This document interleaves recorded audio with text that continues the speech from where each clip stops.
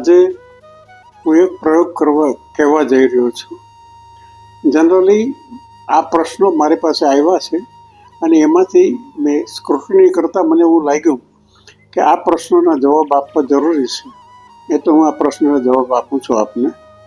અને એમાં પહેલી વસ્તુ છે કે જ્યારે એવું લાગે, ઘણીવાર બાળકોમાં કે બહેનોમાં ખાસ કરીને આ પ્રશ્નો વધારે ઉત્પન્ન થતા હોય છે કે જ્યારે કોઈની નજર લાગી કોઈ એવું લાગે, અથવા કોઈ એવી જગ્યાએથી આપણે આવ્યા હોય અને આપણને બેચેની થતી હોય, શરીરમાં ધ્રુજારી થતી હોય, એવું થાય ત્યારે તમારે ગભરાવાની જરૂર નથી.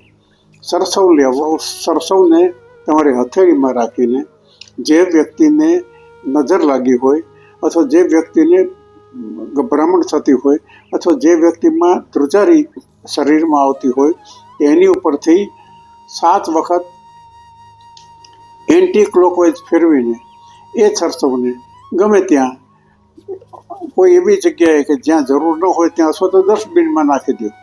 તમે જોશો કે તાત્કાલિક એનાથી એને ફાયદો થતો જશે અને ફાયદો થઈ જશે. બરાબર? એટલે ગભરાવાની જરૂર નથી. એના માટે પણ પ્રયોગ છે. Thank you. Have a nice time. Okay.